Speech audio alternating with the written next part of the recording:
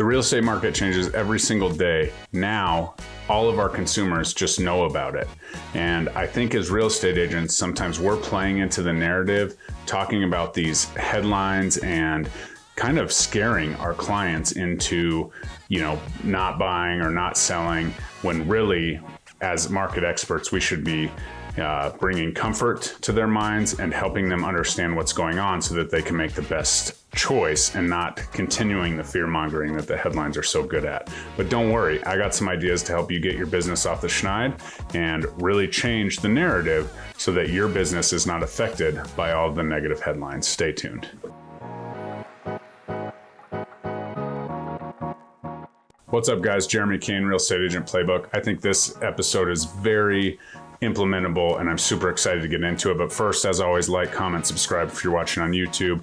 If you're listening on the podcast, definitely throw me a 5-star review. No matter where you're listening, always appreciate the shares. If you know any real estate agents who could benefit from this, helping agents win at the game of real estate is my thing every single day. If you are interested in my free mini course, check out the link below, helping agents understand how to build a sphere of influence and absolutely exploit your business using the sphere of influence model that I did, and helps me every single day continue to build my business as a real estate agent. So let's get into it. So first things first, we just have to stop the, auto sharing and complaining about the market and giving that negative connotation. So stop doing all of that. I challenge you to take a look at your previous content about the real estate market and look at it from a consumer's view. If we're, as real estate agents, talking about a terrible time to buy, a terrible time to sell, the market's crashing, all of these things, we really have to focus in. So take a look at your content, the content you're delivering, and step back and look at it from a consumer's perspective and see how that would make you feel. Maybe ask one of your friends to take a look at it who maybe doesn't know about the market, and just ask them what what emotions they were feeling while, consuming this content that you were delivering. And I think that that's something that we all can do no matter what the content is. Take a second to slow down and actually listen to it and take it in from a different perspective, a non-biased opinion. If that needs to be another person, great. Some people can do that, on their own, but it's definitely take an idea of what, feelings you're instilling in the consumer. If you're talking about the interest rates being so high and the affordability being so high and, whatever it is, like if everything's so high and everything's, all the consumer's going to feel is like, well, maybe now's not the time. And they also are waiting for the other shoe to drop. I don't know how many conversations I've had with buyers who said, well, the market's not great right now, I'm going to wait till the market comes down. Well, you and I both know that this market might not come back down, and it's definitely, hopefully not going to come back down to, 2.5% interest rate, at the former prices. Because if we have to go all the way back there, we're going to be in big trouble, which I don't think that's going to happen. So just change that narrative a little bit, listen to the content you have delivered or before you post it, and think about what feelings that's inciting, because ultimately those feelings lead to, people reaching out and conversion, and how they're also talking about the real estate market to their community at large. And so if they're saying that, agent X, was really negative and said, now may not be the best time to buy, or first time home buyers can't get in this market because it's too expensive, think about how that kind of basically maps out their journey, and how that emotional, feeling and the toll really makes them talk about the narrative and change the narrative. And maybe that's someone who could be ready to buy a home right now.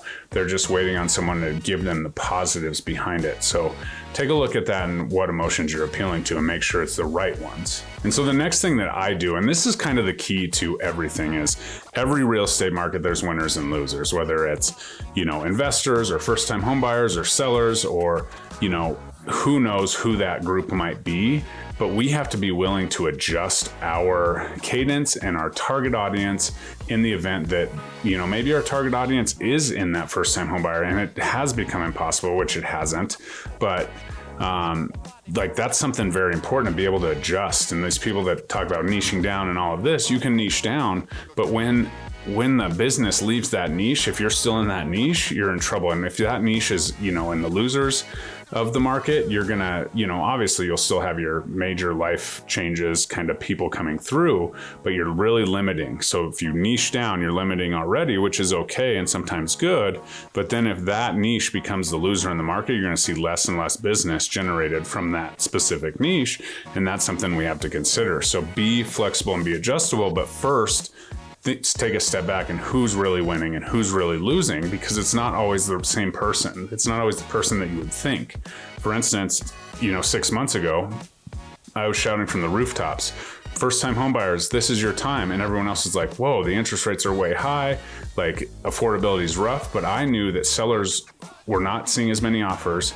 They were able to maybe give some concessions. So the buyers, that first time home buyer, maybe they had to spend a little more because the interest rates were higher. I get it. Those interest rates are still pretty high, but they had the ability to get under contract and not compete and not pay a higher interest rate and compete with all those, $100,000 over asking, which they weren't winning before. So that's where that opportunity, and that's where the first time home buyer was the winner.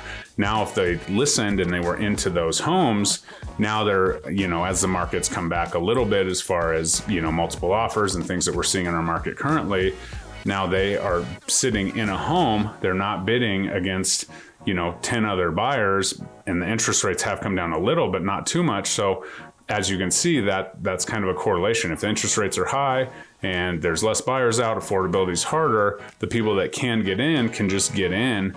And then the people that can't, then they're going to wait for them to come down, or the ones that are listening to all the fear mongering and all the things, are going to wait for the rates to come down. But then so is everybody else, and the buyers are going to come to the market. So identify those winners and identify the losers, and make sure that you're, still flexible to help the winners in the market, because there is always a winner and a loser in the market.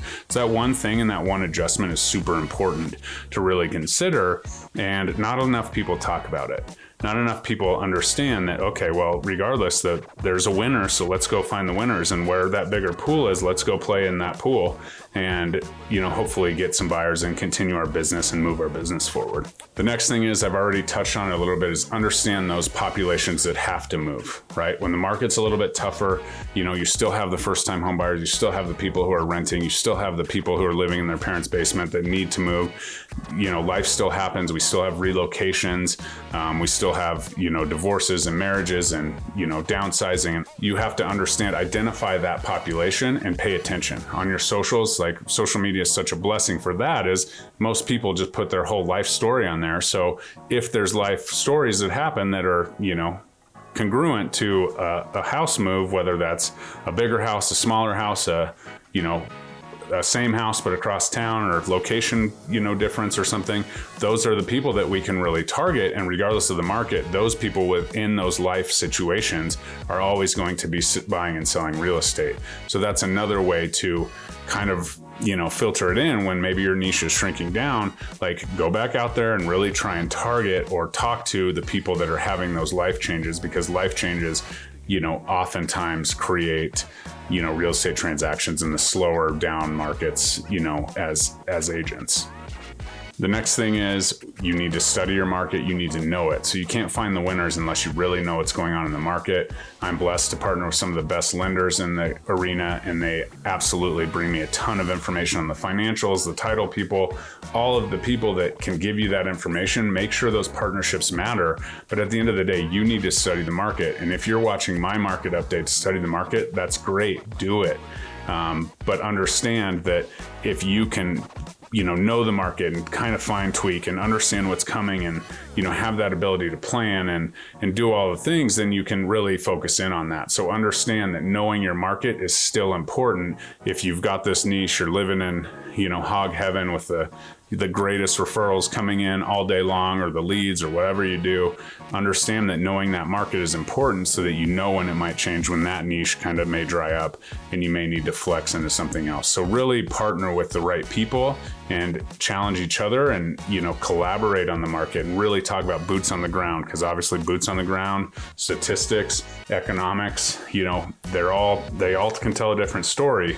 But when they all come together and it's a collaboration, you have that really good market info, which is really powerful when you're determining, who you're going to target and where you're going to go and what you can do as an agent to keep your business moving forward. And the last thing that I'm going to tell you is something that I've, talked about a little bit in some of my masterminds, is we must eliminate the greed. And I understand, as listing agents, the conversation that comes to mind when I talk about this is we were grouping together in a mastermind and someone said, well, are we going to pay for staging? Staging might be in houses a little longer. Our days on market went from, under 5 to 25. And, are we really going to take that chance? And I stepped back and said, hold on, it's harder to sell homes. We see the data that staged homes priced right are still moving fairly quickly.